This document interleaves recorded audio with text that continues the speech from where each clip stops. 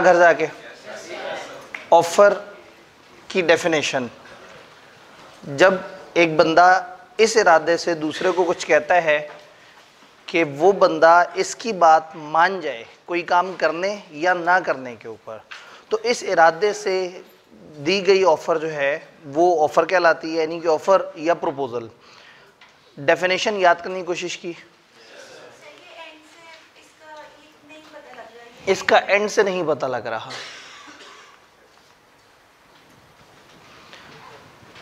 शुरू से देखते हैं, उसको कनेक्ट करते हैं।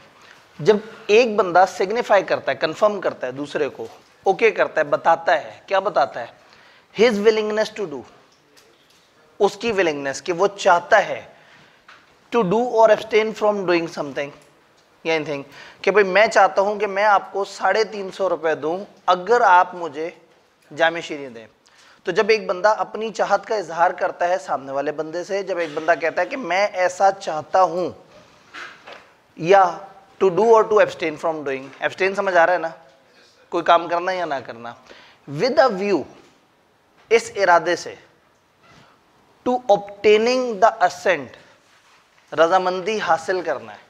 एसेंट या कॉन्सेंट इसका मतलब है रजामंदी, ऑफ दैट अदर, उस दूसरे बंदे की रजामंदी हासिल करने के इरादे से जब एक बंदे ने दूसरे को कुछ कहा, दूसरे बंदे की रजामंदी किस चीज पे हासिल करनी है? टू सच एक्ट और एब्सटिनेंस। मैं 350 रुपए आपको देना चाहता हूं, क्या आप मुझे जामे शीरीं देंगे? तो दूसरे से मैं चाह रहा हूं कि वो मुझे कंफर्म करे कि ये जो मैंने 350 रुपए देने वाली बात की है, क्या ये उसे कबूल है? तो जब मैंने इस इरादे से अपनी विलिंगनेस दूसरे को बताई कि मैं ऐसा कुछ करना चाहता हूं, ताकि दूसरे से अपनी उस हरकत के ऊपर रजामंदी ले लूं कि जो मैं करना चाह रहा हूं, मैं आपको ये चीज़ बेचना चाह रहा हूं, मैं आपसे ये चीज़ खरीदना चाह रहा हूं, जब दूसरा बंदा कहे हाँ ओके, तो इसका मतलब ये है कि उसने एक्सेप्ट कर लिया। लेकिन इस वक्त हम एक्सेप्टेंस तक तो पहुंचे नहीं है, अभी हम सिर्फ पढ़ रहे हैं ऑफर। तो ऑफर ये है कि जब एक बंदा इस इरादे से दूसरे को बताता है कि I am okay, I am willing, मैं कुछ करना चाहता हूं, और दूसरे की वो रजामंदी हासिल करने की ख्वाहिश रखता है, तो ये इस इरादे से की गई जो बात है वो ऑफर है। तो assent of that other to such act और एब्सटेंस, हमें दूसरे की रजामंदी अपने अमल पे चाहिए कि मैं ऐसा करना चाहता हूं, क्या आप खुश हो इस पे? तो अगर दूसरा कहे हाँ ओके है, तो इसका मतलब है कि चीजें हमारे लिए बेहतर हो गई। डन। ऑफर की डेफिनेशन में कोई कंफ्यूजन? ऑल क्लियर है? फिर आप लोगों ने पढ़े ऑफर के रूल्स। ऑफर अपने आप को नहीं दी जा सकती, सामने हमेशा एक ऑपोजिट बंदा होना चाहिए। एक ऑफरर हो तो एक ऑफरी हो। ऑफर देने वाले को क्या कहते हैं? ऑफरर। और जिसको ऑफर दी जाए ऑफरी। ऑफर देने वाले को प्रोपोजर भी कहते हैं, क्योंकि ऑफर और प्रोपोजल ये दो वर्ड अल्टरनेट के तौर पर इस्तेमाल होते हैं। तो प्रोपोजर ये ऑफर, वो जिसने ऑफर दी है, ऑफरी वो शख्स जिसको ऑफर दी गई है।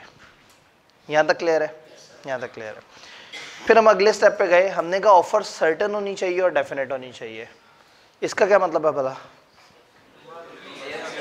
क्लियर कट हो, कोई डाउट ना हो, किसी किस्म का इबहम ना हो, आपको कोई कंफ्यूजन ना हो, जो बात एक बंदे ने दूसरे को कही है वो क्लियरली समझ आती हो, यानी ऑफर साफ तरीके से पता लग रही हो कि वो बंदा एग्जैक्टली क्या और कैसे कहना चाह रहा है। क्लियर? तो हम ये कहते हैं कि ऑफर सर्टन और डेफिनेट हो। फिर ऑफर कम्युनिकेट भी होनी चाहिए। कैसे कम्युनिकेट होती है भला? ऑफरी तक पहुंच जानी चाहिए। बोलें तो उसे सुनाई दे, लिखें तो उसे दिखाई दे, और खत भेजें तो उस तक पहुंच जाए। उसका खत पढ़ना शर्त नहीं है, उस तक पहुंचना शर्त है। भाई सामने है, मैंने उसे कागज दिखाया, मेरे सामने वो पढ़ रहा है, तो मैं कहूंगा जब उसने पढ़ा ऑफर कम्युनिकेट हो गई। वो है इंग्लिस्तान में और मैं उसे लिख रहा हूँ खत, 1872 का ज़माना है, तो मेरा खत जब उसको जिस दिन पहुंचेगा, डाक के कवानीन के मुताबिक, डाक के रिकॉर्ड्स के मुताबिक, जिस दिन खत उसको पहुंचा होगा, मैं कहूँगा हाँ जी उस दिन मेरी तरफ से ऑफर कम्युनिकेट हो गई है। क्योंकि मैं वहाँ मौजूद नहीं हूँ, मुझे नहीं पता उसने सुबह में खत पढ़ा है या रात में खत पढ़ा है, या खत पढ़ा भी है या नहीं पढ़ा। तो अब ऐसे में अजम्पशन ये होगी कि जिस दिन खत पहुंच गया, मेरी तरफ से ऑफर उसको पहुंच गई। डन? इस पॉइंट में कोई कंफ्यूजन? कम्युनिकेशन वाले, ऑफर एक्सप्रेस भी हो सकती है और इम्प्लाइड भी हो सकती है। ये बात समझ आती है? ये वर्ड्स में भी हो सकती है, ये रिटन वर्ड्स में भी हो सकती है, ओरल वर्ड्स में भी हो सकती है, और एक्शन से भी जाहिर हो सकती है। फिर ऑफर की रेवोकेशन आप लोगों ने देखी, ऑफर कैसे कैसे खत्म हो सकती है। उन पॉइंट्स में कोई पॉइंट जो परेशान कर रहा हो, ऑफर की रेवोकेशन से रिलेटेड जो पॉइंट्स है उसमें कोई कंफ्यूजन, कल हमने जितना पढ़ा है उसमें कोई कंफ्यूजन, समझ आएगी तो आगे चलना है, अगर समझ नहीं है तो फिर हमें ब्रेक लगानी होगी। हम आधा पौना घंटा भी सवाल जवाब करते रहे, कोई दिक्कत नहीं है, समझ आना जो है ना वो बुनियादी शर्त है। जी ऑल डन? एक स्टेप आगे चलते हैं। ऑफर में एक हमारा छोटा सा पॉइंट रह गया था, invitation of an offer. Sometime offer और इनविटेशन में एक थोड़ा सा फर्क होता है। हमने आपसे कहा कि हाँ भाई आप लोग आ जाएं, हमारे कॉलेज में दाखिले खुले हैं, बी लॉ की क्लास में से 20,000 रुपीज़ दे के दाखिला लिया जा सकता है। तो ये हमने एक ऑफ़र दी है आपको कि आप 20,000 रुपये दें और बी लॉ की क्लास में आके आबदी साहब की क्लास में एडमिशन ले लें। ऐसा भी हो सकता है कि हम कॉलेज के बाहर लिख के लगा दें, एडमिशंस आर ओपन। इसमें कुछ सर्टेनिटी है, कौन सी क्लास का एडमिशन, कितने रुपए का एडमिशन। ये बात क्लियर है कि अगर इस सड़क पे मौजूद है और सीए का कॉलेज है तो कुछ सीए का ही एडमिशन होगा, पता नहीं पीआरसी का एडमिशन है, पता नहीं कैफ का एडमिशन है। चलो हमने ये भी लिख दिया कैफ का एडमिशन, अभी भी बहुत ज़्यादा क्लैरिटी नहीं है। अभी हमने आपको इन्वाइट किया है, आपको हमने एक स्टेटमेंट दिखाई है जिससे आप जज्बाती होकर कॉलेज के अंदर आएंगे, यार वो एडमिशन ओपन लिखा हुआ है, कौन सा एडमिशन ओपन है। हम कहें जी फलाना सब्जेक्ट का एडमिशन है, इतने में है, यानी हम ऑफर आपके आने के बाद आपके सवाल पूछने पे आपको दे रहे हैं ऑफर, और जो बाहर स्टेटमेंट लिखी है वो आपको बुलाने के लिए है। तो बाहर लिखी स्टेटमेंट ऑफर नहीं है, इन्विटेशन टू ऑफर है। दाखिले जारी हैं, एडमिशंस ओपन, प्रोस्पेक्टस अखबार में इश्तिहार आता है कि आएँ जी हम अपनी कंपनी के शेयर्स बेचना चाहते हैं। गवर्नमेंट का इश्तिहार आता है कि जो जो हजरात चाहते हैं अपना टेंडर जमा कराना, हम लोगों ने बाइंग करनी है, तो आएँ और अपने अपनी ऑफर्स जमा कराएं। तो इनविटेशन टू ऑफर का मतलब होता है जब अगली पार्टी अपनी रेडीनेस शो करती है कि मैं रेडी हूँ, आओ बैठ के बात करते हैं। तो जब भी इस तरह का कोई इश्तिहार हो जो एग्जैक्टली ऑफर ना दे रहा हो, वो इनविटेशन टू ऑफर है। आप एक जगह से गुजरते हैं, वहाँ पे एक दुकान में कुछ कपड़े टंगे हुए हैं, उन पे प्राइसेस नहीं लिखी हुई, उन्होंने वो जो अपने जो मॉडल्स हैं उनके ऊपर कपड़े टांगे हुए हैं और उनको शीशे के बिल्कुल साथ लगाया हुआ है। इनकी ये हरकत ऑफर नहीं है, इनविटेशन टू ऑफर है कि लोग अंदर आए और कहें भाई ये नीले वाले सूट का कितना, ये पीले वाले सूट का कितना। तो वहाँ से एक ऑफर शुरू होगी, वहाँ से एक एक्सेप्टेंस होगी। तो ऑफर के लिए बुलाना इनविटेशन टू ऑफर है, बातचीत के लिए बुलाना इनविटेशन टू ऑफर है। हाँ, अगर उस पर प्राइस लिखी हुई होती और लिखा होता नॉट नेगोशिएबल, तो टेक्निकली उन्होंने ऑफर दी हुई है, ये जोड़ा है, इसकी ये 5,000 प्राइस है और इसमें कोई नेगोशिएशन नहीं है, तो ये ऑफर है। अब आप जाएंगे, आपने वहां से वो कपड़ा उठाया, काउंटर पे रखा, 5,000 रुपए वहां रखे, कपड़े को उठा के ले गए, टेक्निकली आपकी इस हरकत ने एक्सेप्टेंस शो की है। ये एक्सप्रेस एक्सेप्टेंस नहीं है, इम्प्लाइड एक्सेप्टेंस है। तो ऑफर में और इनविटेशन टू ऑफर में हमेशा फर्क करना है। ऑफर सर्टन होगी, डेफिनेट होगी। ऑफर में ऑफर देने वाला कुछ कह रहा होगा। आप एक दुकान के बाहर से गुजर रहे हैं और दुकानदार ने कहा सर जी रमजान शुरू हो गया, जामे शीरी नहीं लेके जाना घर वालों के लिए। तो आपने कहा अच्छा बताओ कितने का है। अब यहां से कहानी शुरू होगी। ये जो पहली वाली आवाज उसने दी थी, इनविटेशन टू ऑफर है। तो लॉ ये कहता है कि आपने इनविटेशन टू ऑफर और ऑफर को सेपरेट समझना है। इनविटेशन टू ऑफर को आपने ऑफर कंसिडर नहीं करना। An intention of a person to invite others, एक बंदे का ये इरादा कि वो दूसरों को इनवाइट कर रहा है with a view to enter into an agreement, इस इरादे से कि आओ एग्रीमेंट में शामिल होते हैं, एग्रीमेंट में एंटर होते हैं। तो जब एक बंदा दूसरे को इस इरादे से बुला रहा है कि आओ एग्रीमेंट में शामिल होते हैं, आओ एग्रीमेंट करते हैं, तो ये बुलाना इनविटेशन टू ऑफर कहलाएगा, ऑफर नहीं कहलाएगा। Purpose of such invitation is to circulate information of his readiness to do transaction. Purpose क्या है इस इन्विटेशन का? ये जो बुला रहा है इसका क्या पर्पस है? कि वो कह रहा है कि मैं तैयार हूं, कॉलेज ने कहा ना दाखिले जारी हैं, admission open, we are ready, आओ फ्रंट ऑफिस में बैठ के बात करते हैं, कोई बातचीत तय होगी तो एडमिशन वगैरह का प्रोसेस हो जाएगा। तो पर्पस ये है कि वो बंदा इंफॉर्मेशन सर्कुलेट करना चाह रहा है, इंफॉर्मेशन स्प्रेड करना चाह रहा है कि वो रेडी है डू ट्रांजैक्शन। कंपनी ने कहा हम अपने शेयर्स बेचने के लिए तैयार हैं, वो दुकान वाले ने कपड़े टांग दिए कि यस वी आर रेडी। मतलब ऐसा नहीं होगा कि आप उसके पास जाके अंदर दुकान में पूछें ये कपड़े क्यों टांगे हुए हैं, तो वो कहे कि वो पड़े पड़े जंग लग जाना था, हमने सोचा इनको डमी पे टांगने। ऑब्वियसली उन्होंने वहां टांगे इस इरादे से हैं कि आपको देख के समझ आ जाए कि ये सेल ऑन करना चाह रहे हैं, आप अंदर आए, बातचीत शुरू करें, ऑफर एक्सेप्टेंस वाली कहानी हो। तो such intentions are not considered offer. ऐसी इंटेंशंस को आपने ऑफर नहीं मानना। अब पेपर में अगर सिनेरियो आए और एक चीज में वो पूछे बताओ ये ऑफर है इनविटेशन टू ऑफर, तो आपने देखना है अगर क्लियरली नजर आ रहा है कि क्या ऑफर है, कितने रुपए की, क्या चीज, कौन किसको देना चाह रहा है, तो वो ऑफर है। और अगर एक बात ऐसी हो रही है कि आओ बातें करें, आओ बैठें, डिस्कस करते हैं, हम तैयार हैं, हम ये चीज़ बेचना चाह रहे हैं, लेकिन कोई कंक्रीट बात नहीं है, कोई स्पेसिफिक बात नहीं है, कोई एग्जैक्टली अमाउंट या इस तरह की बात नहीं है, बस ये है कि आओ बैठ के कुछ डील करते हैं, तो ये इनविटेशन टू ऑफर कहलाएगा। डन?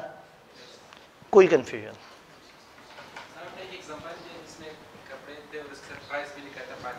ठीक है, ठीक है जी।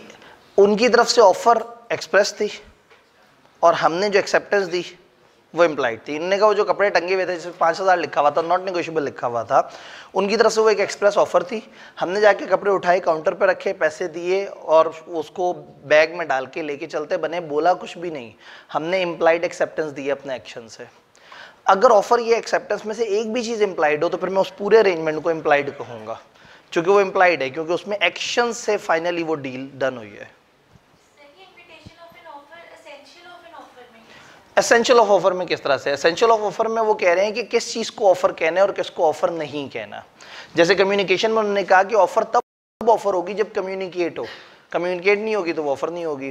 तो ये एसेंशियल ऑफर के बताते बताते अचानक से उन्हें ख्याल आया और उन्होंने कहा कि जी offer is not an invitation to offer, यानी इन्विटेशन ऑफ एन ऑफर को ऑफर कंसिडर नहीं करना। तो one of the essential of offer ये है। ये ऐसे ही है जैसे हमने कहा कि offerer can not make offer to himself. यहां ये लिखा हो सकता था कि ऑफर में कम से कम 2 बंदे होने चाहिए, तो पॉजिटिव टोन में भी लिखा जा सकता है, एसेंशियल नेगेटिव टोन में भी। तो यहाँ नेगेटिव टोन में कि invitation of an offer is not considered offer, ये हेडिंग छोटी है कि पॉइंट बता रहे हैं। अदरवाइज अगर ये एक लाइन में लिखना होता तो ये कहते हैं कि invitation of offer are not equivalent to offer, उनको आपने ऑफर कंसिडर नहीं करना। जी जी, इनविटेशन है, उसके बाद हो सकता है सिरे से कोई ऑफर ना आए, हो सकता है दोनों में से किसी एक की तरफ से ऑफर आ जाए। तो हम बस ये देखेंगे कि किसी एक की तरफ से ऑफर आई तो क्या सामने वाले ने मनोअन मान ली या उसने आगे से कोई अपनी काउंटर ऑफर दे दी। वहां कपड़े टंगे हुए हैं, अब हो सकता है कि बंदा अंदर जाके पूछे ये कितने के हैं, वो आपको ऑफर दें और आप एक्सेप्ट करें। और यूं भी हो सकता है कि आप अंदर जाके कहें ये सूट 4000 में देना है, अगर वो एज इट इज मान जाए तो एक्सेप्टेंस है। और अगर कहीं भाई 4000 थोड़ा कम है, इसको थोड़ा सा बढ़ा दे, तो अब ये बेसिकली वो उसने कुछ कहा है कि नहीं आपकी ऑफर मुझे कबूल नहीं है, अब या तो वो बंदा बढ़ाएगा या दुकानदारी कह देगा भाई 4500 दे दो और ले जाओ। तो इसका मतलब है पिछली ऑफर खत्म होती जा रही है और काउंटर ऑफर सामने आती जा रही है। एक्सेप्टेंस तब कहेंगे जब एज इट इज ऑफर को बिल्कुल वैसे ही मान लिया जाए, तो फिर हम कहेंगे कि वो एक्सेप्टेंस है। जी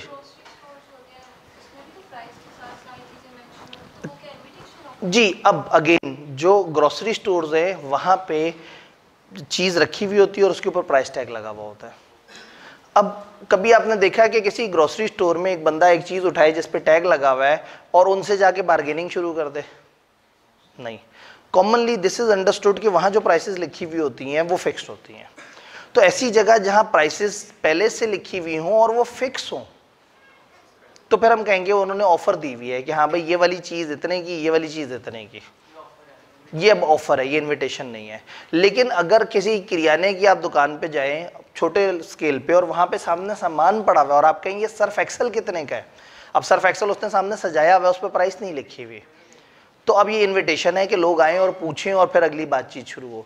लेकिन अगर एक जगह पे ऑलरेडी सर्फ एक्सेल पे प्राइस टैग लगा हुआ है और वो एक ऐसी जगह है जहाँ कभी बार्गेन नहीं होती, तो टेक्निकली उन्होंने अपनी तरफ से एक सर्टेन डेफिनेट अमाउंट की ऑफर दी हुई है आपको। अब ज़्यादा से ज़्यादा आप एक्सप्रेस एक्सेप्टेंस देंगे कि भाई ये वाला सर्फ एक्सेल मुझे दे दो, या आप उसको उठा के अपने बास्केट में डालेंगे और उसका बिल करवा लेंगे। तो इम्पॉर्टेंट चीज़ ये है कि पेपर में अगर इस तरह से लिखा है कि जी चीज़ें प्राइसेस वगैरह लिखी हैं, तो अगर तो वो नेगोशिएबल है, उसमें बातचीत हो सकती है, तो वो इनविटेशन है, और अगर वो फिक्स प्राइसेस हैं तो वो ऑफर है। जी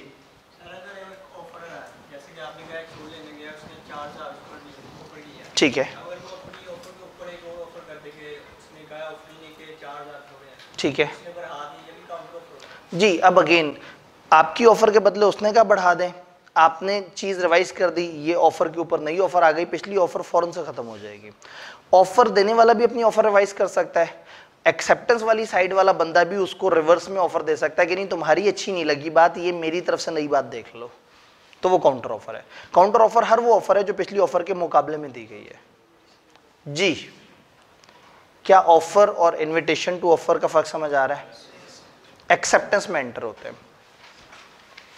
लेफ्ट ऑफ ऑफर हम लोगों ने ऑलरेडी देख लिया था। एक्सेप्टेंस याद है ऑफर की डेफिनेशन कितनी लंबी चौड़ी तकलीफ दे सी थी, एक्सेप्टेंस की उतनी ही क्यूट सी डेफिनेशन है। When the person to whom proposal is made, जब वो बंदा जिसको ऑफर दी जाए signifies is assent to it, confirm कर दे अपनी रजामंदी को, the proposal is said to be accepted. Offer में था ना जब एक बंदा इस इरादे से कि दूसरे को कहे मैं ऐसा करना चाहता हूँ या नहीं, ताकि वो दूसरे से अपने उस इरादे पे रजामंदी हासिल कर सके, वो ऑफर था। एक्सेप्टेंस ये है कि जब एक बंदे ने आपको कुछ कहा और आपने वो मान लिया, तो ये मान जाना एक्सेप्टेंस है। तो एक्सेप्टेंस की डेफिनेशन में तो नहीं कोई confusion. When the person to whom proposal is made, जब वो बंदा जिसको ऑफर दी गई थी, सिग्निफाइज हिज एसेंट, कंफर्म कर देता है अपनी रजामंदी, the proposal is said to be accepted, ये माना जाएगा, ये समझ लिया जाएगा कि प्रपोजल एक्सेप्ट हो चुका है। डन। अब एक्सेप्टेंस के इसी तरह से रूल्स देखते हैं। सबसे पहले acceptance must be absolute and unconditional. Acceptance absolute होनी चाहिए, अनकंडीशनल होनी चाहिए। याद है ऑफर सर्टेन होनी चाहिए और डेफिनेट होनी चाहिए। एक्सेप्टेंस एब्सोल्यूट होनी चाहिए, बड़ी वाजे मोकम होनी चाहिए। अनकंडीशनल हो, कोई शर्त नहीं होनी चाहिए उसमें। ए ने बी से कहा कि मैं चाहता हूं कि मैं आपको 350 रुपये दूं और आप मुझे जामे शीनी दे दें, 1 किलो वाला या जो भी व्हाट्सएवर जो उसका मेजरिंग यूनिट है 1 लीटर। तो अगर बी एज इट इज़ उसकी बात मान ले तो ये एक्सेप्टेंस है। अगर बी का आपकी बात अच्छी लगी है, मैं सोचता हूँ, ये एक्सेप्टेंस नहीं है। उसने कहा बात आपकी अच्छी है, अगर 10 रुपये बढ़ा दें तो ये भी एक्सेप्टेंस नहीं है। ये तो काउंटर ऑफर हो गई ना, उसने अब एक शर्त रख दी, यानी कि उसकी मनोवन बात नहीं मानी, एज इट इज़ नहीं मानी। तो जब एक बंदे की ऑफर को एज इट इज़ मान लिया जाए, मैं एक और लफ्ज़ बोलने लगा था, मैंने कहा आप लोग परेशान ना हो जाए, बाइनी ही वैसे ही मान लिया जाए, एज इट इज़ मान लिया जाए। जब एक बंदे ने ऑफर दी और आपको उसको हु बहू एज इट इज़ मान लें, बगैर किसी चेंज के, बगैर किसी रिजर्वेशन के, तो फिर हम ये कहेंगे कि एक्सेप्टेंस जो है वो एब्सोल्यूट है, उसमें कोई शर्त नहीं है। हाँ, एक्सेप्ट करते हुए आपको कंडीशन रख दें कि अच्छा मैं एक्सेप्ट करता हूँ लेकिन मेरी ये शर्त है, मैं एक्सेप्ट करता हूँ लेकिन 10 रुपये कम ज़्यादा पे, मैं एक्सेप्ट करता हूँ लेकिन ऐसे होना चाहिए। एक्सेप्ट करने वाला बंदा अगर एक्सेप्ट करते हुए एक शर्त लगा दे तो ये माना जाएगा कि अब इस बंदे ने उसको एक ऑफर दे दी है, अब ये काउंटर ऑफर है। तो अगर कोई कंडीशन इंपोज कर दी जाएगी एक्सेप्टेंस पे, then it would be called counter offer. Counter offer मानी जाएगी। डन। अब एक्सेप्टेंस देनी किस मोड में, एक्सेप्टेंस किस तरह से की जाएगी। एक बंदे को आपने खत लिखा और उसको कहा इस खत में मैं तुम्हें ये ऑफर दे रहा हूं कि तुम ये वाली चीज़ मुझे इस तरह से ओके करते हो या नहीं, और उसने ईमेल लिख के आपको ओके कर दिया। आपने खत लिखा और खत में बल्कि आपने कहा कि मैं तुम्हें खत लिख रहा हूं, इस खत का जवाब मेरे पते पे खत की फॉर्म में पहुंचा देना। तो अब एक्सेप्टेंस किस मोड में उसने भेजनी है, किस तरीके पे भेजनी है? खत। उसने कर दी ईमेल, तो ये जाके उसे गोली मार देगा कि तुमने मेरी बात नहीं सुनी। क्या उसको ईमेल करनी चाहिए थी जब इसने कहा था कि खत भेजो? नहीं, उससे गलती हुई है, लेकिन क्या ये इतनी बड़ी गलती है कि वही बात है कि उसे कत्ल कर दिया जाए? तो अब ऐसे में ऑप्शन आ गई ऑफर देने वाले के पास। ऑफर देने वाले ने कहा था मुझे ऑफर का जवाब खत में चाहिए, सामने वाले बंदे ने खत के बजाय किसी और तरीके से जवाब दे दिया। अगर इसे बुरा लगा है तो कहे नहीं भाई मैं एक्सेप्टेंस को कबूल नहीं करता, मैंने जो तरीका बताया था एक्सेप्टेंस का तुमने उस तरीके से एक्सेप्टेंस नहीं दी। और अगर वो एक्सेप्टेंस दे डिफरेंट तरीके से और ये बंदा खामोश रहे और उसको इंसिस्ट ना करे, तो फिर समझा जाएगा कि इसको कोई मसला नहीं है, इसने उसकी एक्सेप्टेंस को एक्सेप्ट कर लिया। तो एक्सेप्टेंस उस मोड में होनी चाहिए जो बताया गया हो, और अगर ना बताया गया हो तो रीजनेबल मोड में होनी चाहिए। भाई कॉलेज ने कहा कि अगर आपने सीट अपनी रिजर्व करवानी है तो हमें बता दीजिएगा, ये नहीं बताया कि कैसे बताइएगा, मोड नहीं बताया। तो किसी दिन कॉलेज के बाहर से गुजरते हुए आपने ऊंची आवाज में कहा कि मुझे बीलो में एडमिशन लेना है और भाग गए, तो क्या आपकी तरफ से एक्सेप्टेंस कम्युनिकेट हुई? भाई कॉलेज ने मोड तो नहीं बताया था, आपने अपनी तरफ से खुद ही मोड चूज कर लिया। तो जब कॉलेज मोड नहीं बताएगा तो आप वो मोड चूज करेंगे जो रीजनेबल है, जो कॉमनली उस तरह के काम में चलता है। उस तरह के काम में क्या होता है कि आप फ्रंट ऑफिस में आके या फॉर्म भरते हैं या व्हाट्सएप पे उसके ऑफिशियल नंबर पे राब्ता करके उनको बताते हैं। तो एक्सेप्टेंस उस मैनर में होनी चाहिए, उस मोड में होनी चाहिए जो स्पेसिफाइड है। और अगर कोई मोड स्पेसिफाइड नहीं है तो एक्सेप्टेंस यूजुअल मैनर में होनी चाहिए, जो उस बिजनेस की नॉर्मल रूटीन है उस तरह से होना चाहिए। अगर एक्सेप्टेंस उस मैनर में नहीं है जो आपने प्रिस्क्राइब किया था, ऑफरर को चाहिए कि वो इंसिस्ट करे कि भाई मैंने आपसे कहा था कि मुझे खत लिखे, आपने ईमेल क्यों लिखी है। लेकिन अगर वो नहीं इंसिस्ट करता, if he fails to insist within reasonable time, it is deemed, ये शायद आपके लिए नया वर्ड हो, समझा जाएगा। डीम का मतलब होता है कानून की ज़बान में समझा जाएगा, मान लिया जाएगा। तो ऐसा समझा जाएगा कि उसने परफॉर्मेंस को एक्सेप्ट कर लिया। डन। तो इस पॉइंट में कोई कंफ्यूजन? ऑफर एक्सेप्ट करने वाला उस मोड में एक्सेप्ट करे जो आपने उसे बताया है। अगर कोई मोड नहीं बताया तो वो एक रीजनेबल यूजुअल जो तरीका चलता है उस बिजनेस में उस तरह से करे। आपने एक मोड बताया और उसने उसको फॉलो नहीं किया, आपको चाहिए इंसिस्ट करें। अगर आप इंसिस्ट नहीं करेंगे तो मान लिया जाएगा कि आपको उसकी एक्सेप्टेंस पे कोई मसला नहीं है। क्या ये सारी बात क्लियर है? जी ठीक है, ठीक हो गया।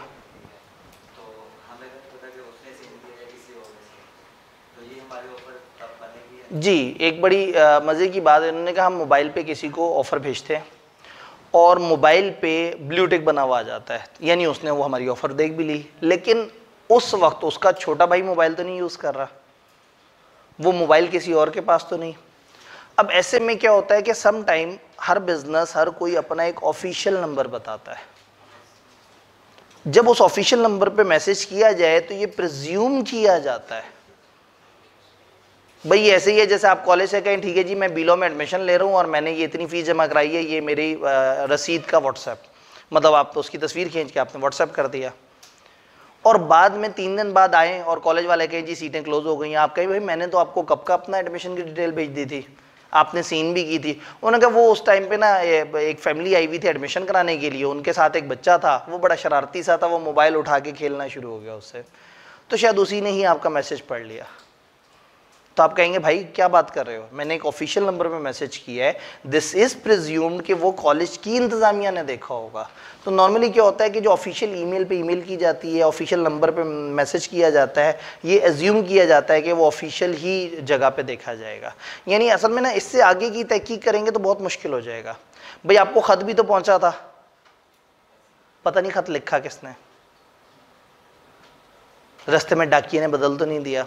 तो बहुत सारी चीज़ें हैं जिसको आप एज्यूम उस वक्त कर लेते हैं कि ये सही जा रही हैं, कल को गड़बड़ निकलती है तो फिर अदालतें इसीलिए हैं कि आप अदालत में पहुंचते हैं, फिर वहाँ पे कुछ तगड़े से वकील आते हैं, हर वकील अपनी एक ज़बरदस्त तरीके से जरा पेश करता है, डिबेट होती है, बड़े सबूत पेश किए जाते हैं और फिर पता लगता है कि असल बात क्या हुई थी। लेकिन इन कॉन्ट्रैक्ट एक्ट हमने चीज़ों को सामने सामने के लेवल पर देखना है कि अगर एक बंदे को आपने मैसेज भेजा है तो ये एज्यूम करना है कि आपकी तरफ से उस तक मैसेज चला गया। अगर वो ब्लू टिक बने हुए आ गए तो इसका मतलब है उसने रीड कर लिया होगा।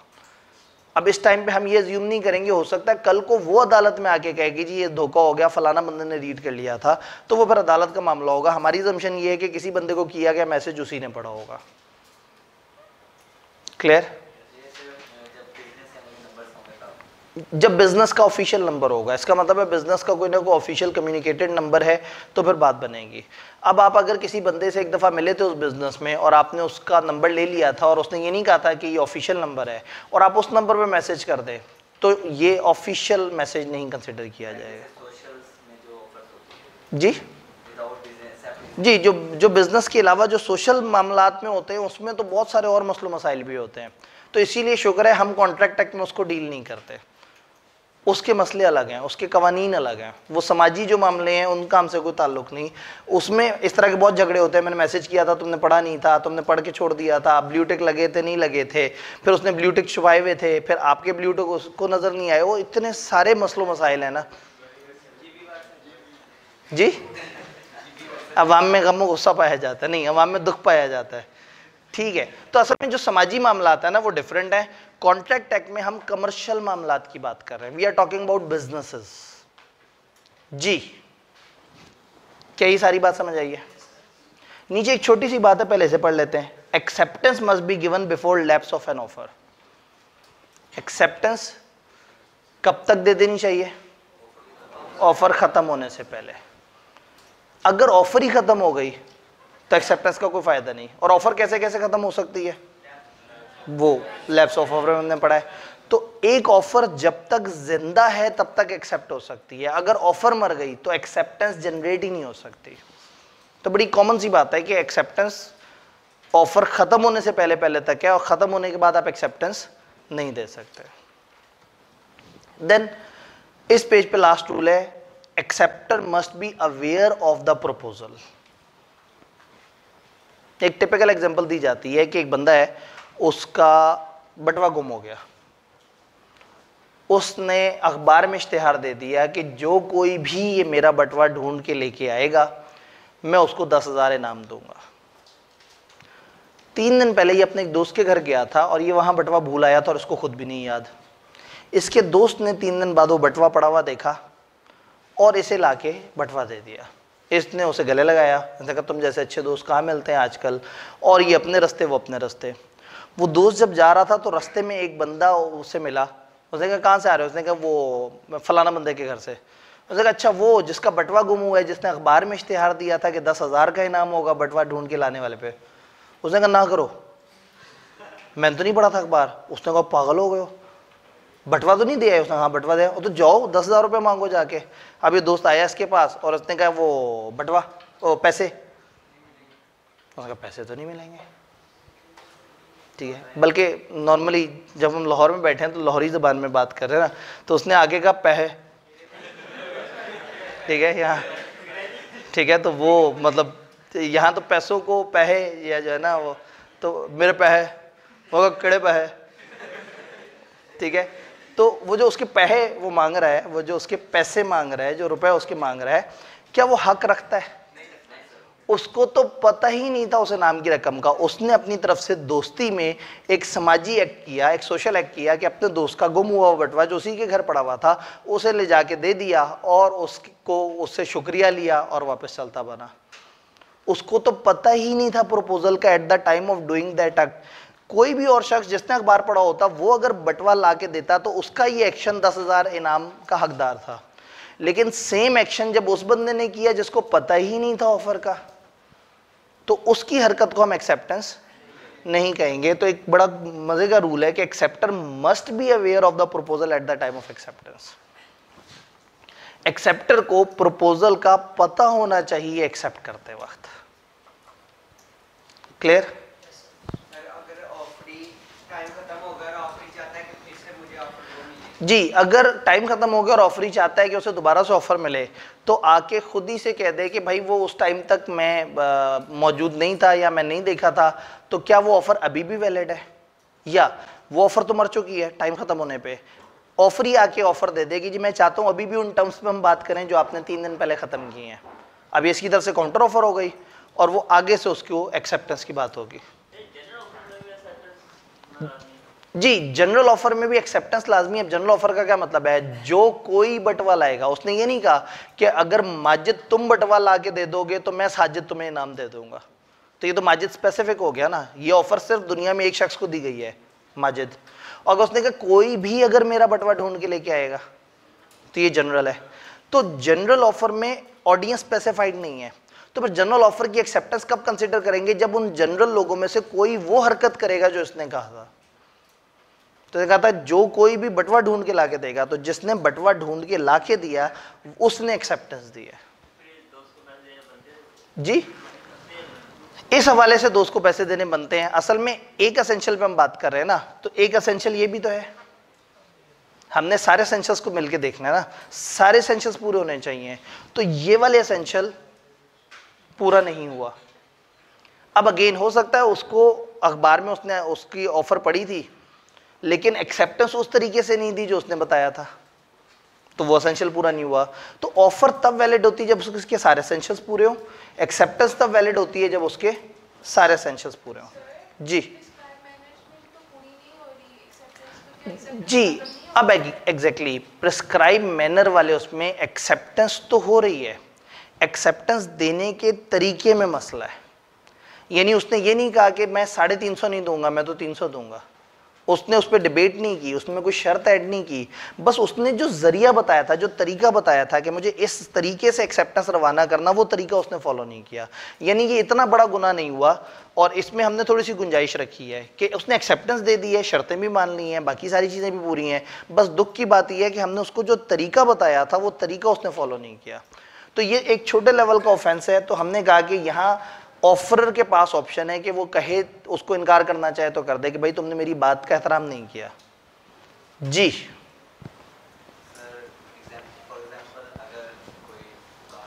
ठीक है, एक दुकानदार की गैर मौजूदगी में दुकान में आग लग जाती है, फिर तो साथ वाला जो उसका यानी कि दुकानदार है, तो वो उसकी दुकान की आग बुझाने के लिए जाता है। ठीक है, उसको नहीं पता होता जिसके आग लगी। ठीक है, तो आग बुझाते हुए उसकी यानी कि दुकान में चोरी हो जाती है। ठीक है। सो इसमें कोई एग्रीमेंट हुआ नहीं जी, भाई ने एक एग्जांपल दी है, कोई ऑफर नहीं थी, कोई एक्सेप्टेंस नहीं थी। एक बंदे ने दूसरे की दुकान जो कि जल रही थी और वो बंदा दुकान में मौजूद नहीं था, जल्दी से गया, उस दुकान को बचाने की कोशिश की और इस दौरान थोड़ा सा नुकसान इसकी अपनी वजह से हो गया या कोई चोरी वगैरह हो गई। अब सवाल ये कि क्या ये जिम्मेदार है या नहीं है। अभी तक हमने बिल्कुल बेसिक लेवल पे भी ऑफर एक्सेप्टेंस पढ़ी है। हम आगे जाके एक चैप्टर पढ़ेंगे, चैप्टर नंबर 8, उसमें हम ये कहते हैं कि सम टाइम कॉन्ट्रैक्ट क्रिएट नहीं होता, लेकिन हालातों वाक़यात को देख के गवर्नमेंट या लॉ ये कहता है कि इनके दरमियान कॉन्ट्रैक्ट है।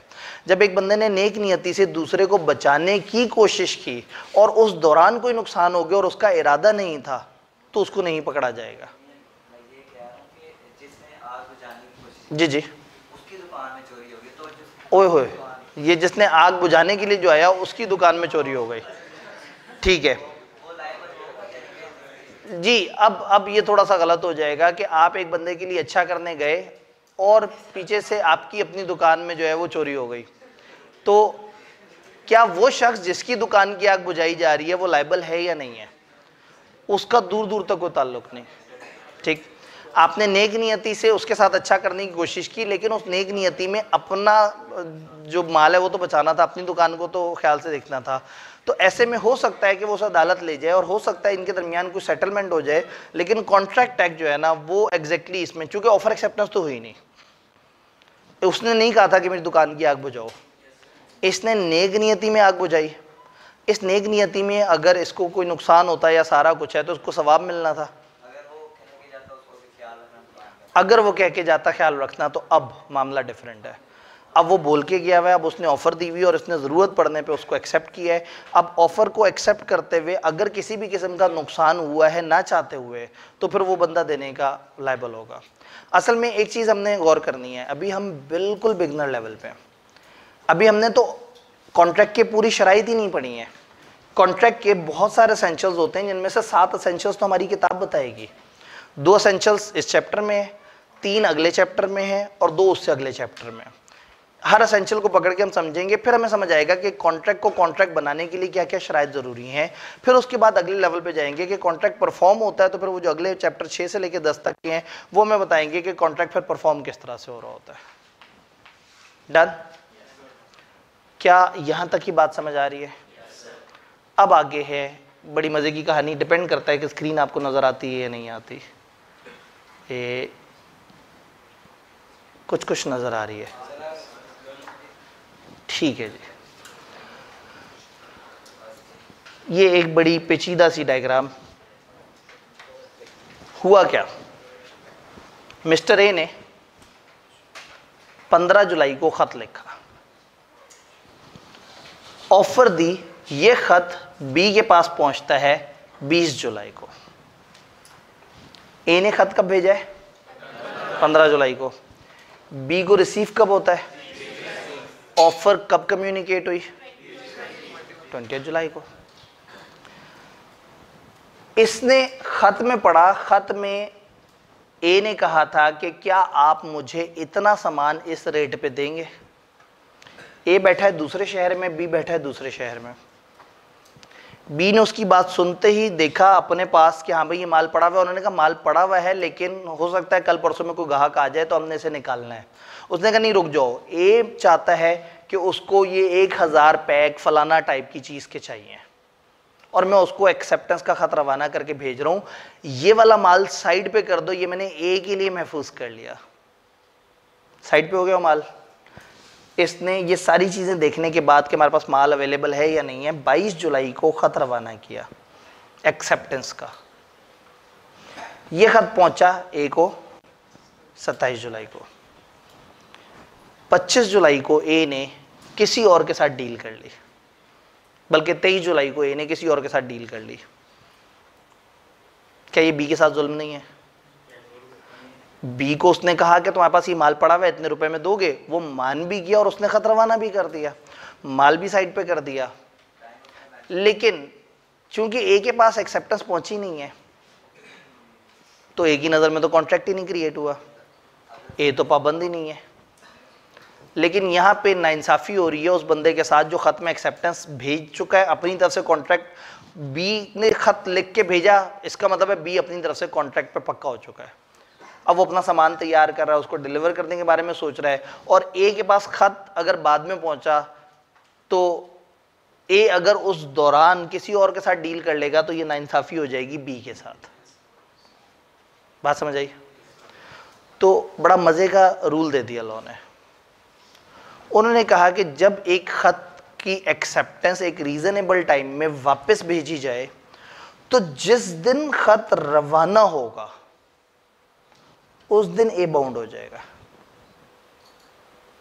जिस दिन खत रवाना होगा उस दिन बाउंड हो जाएगा ए की नज़र में कॉन्ट्रैक्ट कंप्लीट हो चुका है। हालांकि को खत नहीं मिला अभी। ये पुराने खतों वाले ज़माने के मसलो मसाइल है कि 50 दिन बाद आपका ख़त पहुंचता था। अब 50 दिन बाद ख़त पहुंचा है ऑफ़र का, तो जब एक्सेप्टेंस वाला ख़त भेजेगा वो भी तो 51 दिन लेगा। अब उन 50 दिनों में बीच में वो वाला बंदा किसी और के साथ डील कर ले और आपने ख़त भेजा हुआ और 50 दिन से उसका माल रखा हुआ है इंतज़ार में, तो ये आपके साथ जुल्म हो जाएगा। तो लॉ ने यहाँ एक रिवर्स रूल दे दिया। ऑफ़र में तो सीधा सा था, ऑफ़र पहुँचती है तो कम्युनिकेट होती है, एक्सेप्टेंस चलती है तो कम्युनिकेट हो जाती है। खत वो भेजता है, बाउंड ये हो जाता है। लेकिन एक मजे की बात है, खत रास्ते में ए ने आज तक ये खत पढ़ा ही नहीं, तो बी अभी तक बाउंड हुआ ही नहीं अपनी एक्सेप्टेंस पे। बी कब बाउंड होगा? जब खत पहुंचेगा। खत इसे पहुंचेगा, बाउंड वो हो जाएगा। तो एक्सेप्टेंस में एक डायगोनल बनता है। ऑफर तो सीधा सा था, इसने भेज दी, इसकी तरफ से तकरीबन हो गया मामला। उसकी नज़र में कम्युनिकेशन कब हुई? जब उसको मिल गई। लेकिन एक्सेप्टेंस उलट है, जब ये खत रवाना करेगा तो ए बाउंड हो जाएगा, और जब खत उसको पहुंचेगा तो बी बाउंड हो जाएगा।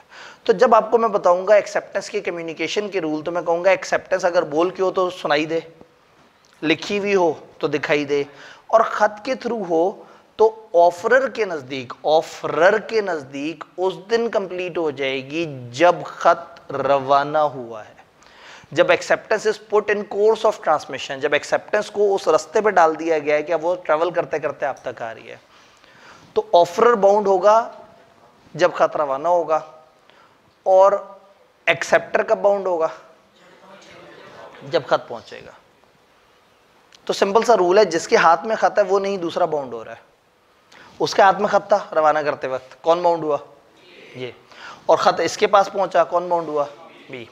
तो अब आपसे अगर कोई पूछे ए और बी के नजदीक कॉन्ट्रैक्ट किस किस दिन कंप्लीट हुआ है, आप कहेंगे ए के नजदीक इस तारीख को कॉन्ट्रैक्ट कंप्लीट हुआ है, और बी के नजदीक 27 जुलाई को कॉन्ट्रैक्ट कंप्लीट हुआ है। तो ये अपने ऑफर या एक्सेप्टेंस को रिवोक इन तारीखों से पीछे पीछे कर सकते हैं। ए ने ऑफर दी, बी के पास पहुंच गई 20 जुलाई को, बी ने 22 जुलाई को खत रवाना किया।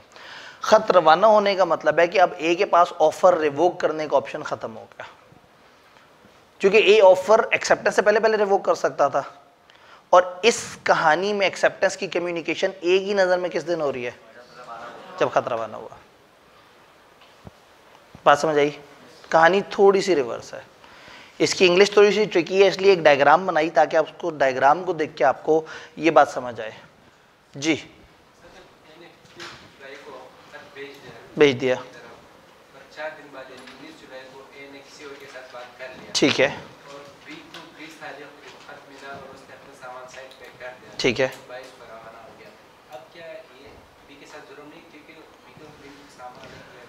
ए ने खत भेज दिया था 15 जुलाई को इन्होंने कहा, और 17 जुलाई को ए ने किसी और के साथ भी डील कर ली, और उसने जल्दी जवाब दे दिया। जब इसने खत भेजा है और इसे पता है कि खत जाने में 5 दिन लेता है, तो उसे ये भी पता होना चाहिए कि खत आने में भी 5 दिन लेता है, और ये भी पता होना चाहिए कि एक आध दिन अगला बंदा सोचने में लेता है। ऑफर लैप्स होने के जितने भी तरीके थे, इस वक्त इस एग्जाम्पल में ऑफर लैप्स होती नजर नहीं आ रही। ए ने खत भेजा है, ना वो मर गया, ना वो पागल हुआ, ना उसने एक्सप्रेसली रिजेक्ट किया, ना इसने रिजेक्ट किया, ना कोई काउंटर ऑफर आई, कुछ नहीं हुआ, तो वो ऑफर जिंदा है। ए ने किसी और के साथ डील कर लिया, वो ए का मामला है, वो किसी और के साथ 4 और कॉन्ट्रैक्ट कर ले, लेकिन हमारे लिए वो बाउंड है, क्योंकि हमें उसने खत जो भेजा 22 जुलाई तक वो ऑफर रिवोक नहीं हुई थी। तो अगर रिवोक नहीं हुई थी तो जैसे ही खत भेज दिया ए फंस गया, कानूनी तौर पे फंस गया। फिर उस ज़माने में ना फिर सबूत मुहैया किए जाते थे, टिकटें होती थी जो ख़तों पे लगती थी, तो फिर देखा जाता था टिकट किस दिन खरीदी गई। फिर डाक का रिकॉर्ड होता था, दिन में 2 दफ़ा जो है वो डाकिया वो लेटर बॉक्स खोलता था और उसमें से चीज़ें निकालता था, एक रजिस्टर पे लिखता था। इन सारे रिकॉर्ड से फिर हम अंदाज़ा लगाते थे कि ख़त के चलने का टाइम क्या है, ख़त के पहुँचने का टाइम क्या है। 1872 की बात है, और हम आज व्हाट्सएप वाले टाइम पे, ईमेल वाले टाइम पे ये रूल्स पढ़ रहे हैं।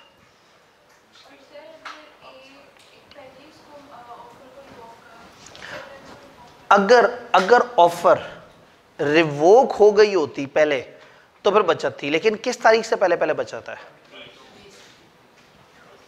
अच्छा, बी ने एक्सेप्टेंस रवाना कर दी है, वो रास्ते में, एक्सेप्टेंस बी कब तक रिवोक कर सकता है?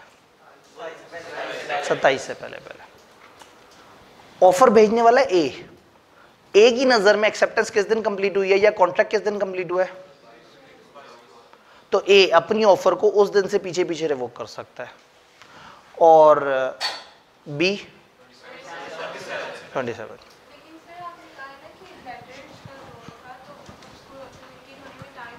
ठीक है,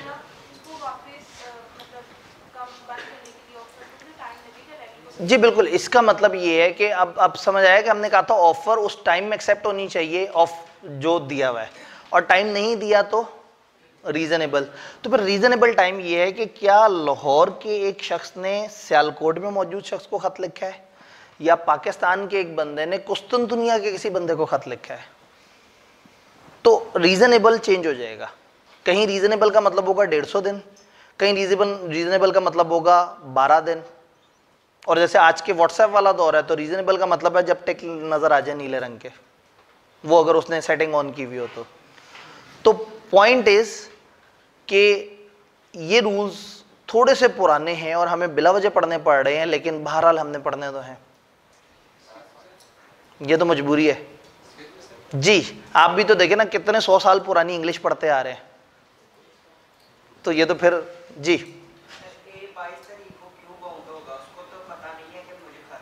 ऐसे ही है। चलें, एक बेचारे को नहीं पता कि ऑफर एक्सेप्ट हुई है, इसका सिर्फ इतना सा कसूर है कि इसको एक बात का नहीं पता।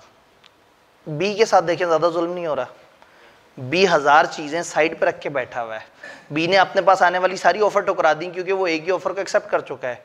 तो इस सारे मामले में नुकसान ए को ज़्यादा होना है कि उसको पता नहीं चला, या बी को होना है कि उसने माल साइड पे कर दिया। तो लॉ ने प्रोटेक्ट किया है मजलूम को। भाई देखे ना, वो जब अपनी तरफ से खत रवाना कर दिया तो उसने तो ओके कर दिया सब कुछ, अब वो तो अगले काम पे लगेगा, सामान तैयार करके वो तो सामान डिलीवर करने के मूड में आ जाएगा जी। ए मजलूम है थोड़े वाला और बी मजलूम है ज्यादा वाला जी। अब अगेन ये जो हम लॉ पढ़ रहे हैं ना, इसको कहते हैं सिविल लॉ। इसमें कॉन्सेप्ट होता है कि सिविल लॉ में हम ये देखते हैं कि ज्यादा मजलूम कौन है और कम मजलूम कौन है। एक बंदे ने दूसरे को 2 थप्पड़ मारे और दूसरे ने 1 थप्पड़ मारा, तो अदालत जिसने एक थप्पड़ मारा है उसकी हक में फैसला करेगी कि ठीक है जी, अब ये दूसरे बंदे से उस इजाफी थप्पड़ की कंपनसेशन ले ले। एग्जैक्टली इसके लिए ऐसा एक वकील चाहिए जो अदालत में उस थप्पड़ की आवाज की गूंज सुना सके लोगों को। नहीं, अब समझ आया कि हम अदालत के अंदर क्यों नहीं जा रहे। हम सिर्फ ये कह देंगे कि 1 थप्पड़ 2 थप्पड़, या जो ज्यादा जालिम होगा, जो ज्यादा मजलूम होगा वो। अब जालिम और मजलूम अदालत में साबित होंगे, वकीलों से इसने साबित करना है जी।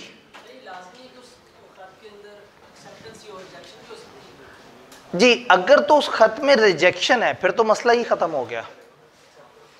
इस वक्त हम कह रहे हैं कि एक्सेप्टेंस कब कम्युनिकेट होती है। अगर इसने रिजेक्शन भेजनी है तो भेज दी रिजेक्शन। इसकी रिजेक्शन नहीं पहुंचने से पहले भी एक ही नज़र में तो ऑफर का कुछ भी चक्कर नहीं है, बस ये एक अच्छा आदमी है कि रिजेक्शन भेज रहा है ताकि ए को टाइमली पता लग जाए कि इस बंदे ने ऑफर एक्सेप्ट नहीं की। तो रिजेक्शन के खत में मसला नहीं है, मसला है कि एक्सेप्टेंस में बाउंड हो जाना है। चूंकि कॉन्ट्रैक्ट कब बनेगा, जब ऑफर और एक्सेप्टेंस इकट्ठे हो जाएंगे। बाउंड होने का मतलब यह है कि वो कानूनी तौर पे कॉन्ट्रैक्ट बन चुका है, अब वो उससे भाग नहीं सकता। अब देखें, उसने सामान तैयार करना शुरू कर दिया, इसको पैसे देने पड़ जाएंगे, नहीं पैसे देगा, ये पाबंद हो चुका हुआ है, इसको अदालत ले जाया जा सकता है।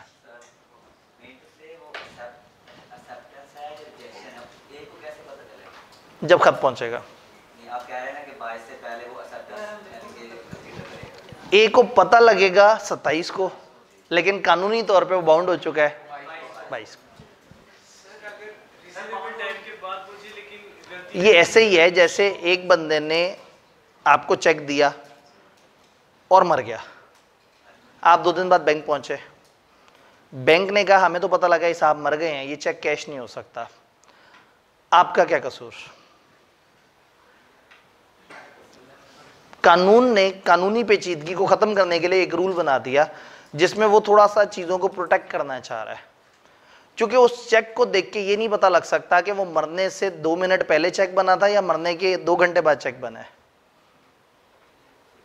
अगर एक बंदा ही मर गया उसी दिन और उसी दिन का चेक इनके पास है तो एक बहुत बड़ा शक जनरेट होता है कि बंदा मर चुका था, इन्होंने खुद ही से चेक बना लिया। तो ऐसे में ना फिर बहुत जो पेचीदा मामले होते हैं ना, ये फिर चले जाते हैं अदालत में। हम बात करते हैं कानून की कि कानून ये कहता है, फिर अदालत में चीज़ें साबित होती हैं कि खत रवाना हुआ था या नहीं हुआ था, तेज़ रफ्तार तरीके से रवाना हुआ था, स्लो रफ्तार तरीके से हुआ था, तो वो सारी चीज़ें इस तरह से। अगर उसको पता चला झूठी खबर मिली कि वो मर गया, उसने ऑफर अपनी तरफ से खत्म कर दिया, लेकिन वो बाद में मतलब जिंदा हो गया,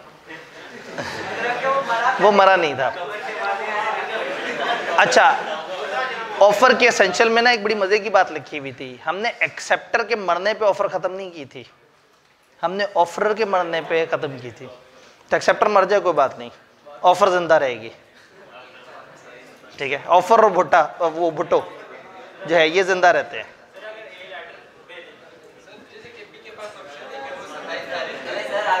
जी जी, कोई मसला नहीं, असल में जब तक समझ ना आए सवाल करने का हक है, और ये सवाल कल भी होते रहेंगे। चले मैं एक बात बताऊं, इस चैप्टर का मतलब जो सबसे टेढ़ा पॉइंट है वो यही डायग्राम ही है।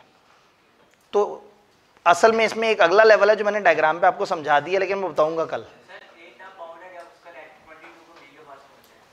नहीं, जब वो एक्सेप्टेंस का खत रवाना कर देगा तो इसकी नजर में एक्सेप्टेंस हो गई, इसकी नजर में एक्सेप्टेंस उस दिन होगी जब खत रवाना हुआ, और उसकी नजर में जब खत पहुंच जाएगा। अब इसकी थोड़ा सा एक दफा इंग्लिश देख लेते हैं जी, एक आखिरी सवाल, इसकी इंग्लिश देख लेते हैं,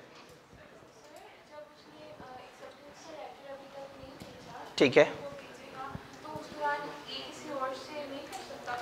जी। जब तक एक्सेप्टेंस का खत नहीं आया, ये अगर किसी और के साथ कॉन्ट्रैक्ट करना चाहे वो कर ले, लेकिन वो इसकी ऑफर भी हवा में, और इसने अभी तक ऑफर मना नहीं की, इसको किसी और की तरफ से ऑफर मिल गई। देखें ए को क्या करना चाहिए, 15 जुलाई को इसने खत भेजा और खत जा रहा है नॉर्मल डाक के रास्ते से।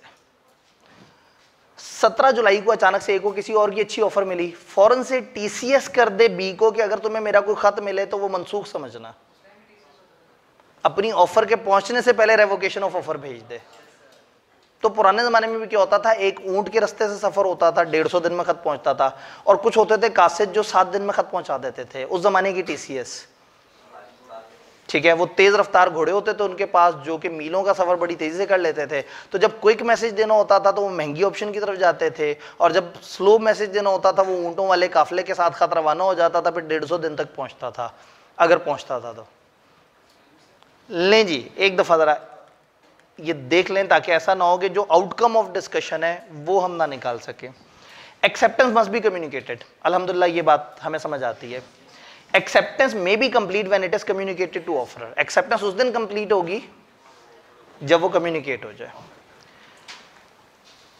N offer can be accepted by word spoken और रिटन और थ्रू कंडक्ट ऑफ पर्सन, इस पे लाइन लगाई जा सकती है, ये वाली बात हमने से पीछे 2 दफा पढ़ ली हुई है।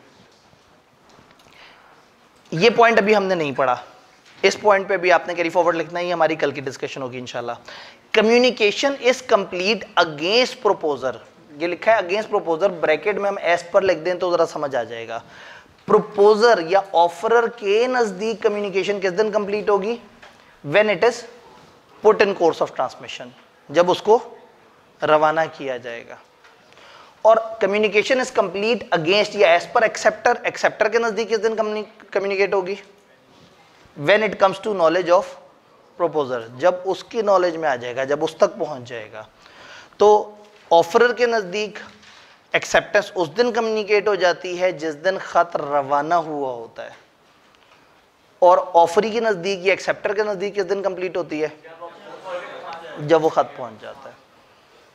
तो यानी कि ये वाले पेज पे सिर्फ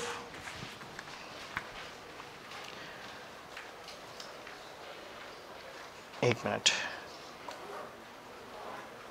एक छोटा सा पॉइंट है जिसको मैंने हाईलाइट किया है एसेंशियल्स ऑफ एक्सेप्टेंस में, सेकंड बुलेट के अंदर थर्ड पॉइंट। ये वाली बात अभी आपने नहीं पढ़नी, उसके अलावा हमने एक्सेप्टेंस का एसेंशियल जो है उसको कवर किया है, लेकिन ये कहानी अभी कल भी हमारी चलती रहेगी इंशाल्लाह ताला, क्योंकि इसके साथ हम रेवोकेशन को लिंक करके पढ़ेंगे और थोड़े से इसके पेपर देखने की कोशिश करेंगे, पास्ट एग्जाम में सवाल किस तरह के आए हुए हैं। क्योंकि अभी ना असल में बिल्कुल बाहरी अगली क्लास के स्टूडेंट्स हैं और वो काफ़ी तंग हो रहे होंगे, तो सवाल जवाब अभी जारी रहेंगे। आप कल आके भी जो भी कन्फ्यूजन है वो पूछ लें और उसके बाद फिर हम आगे चलेंगे इंशाल्लाह।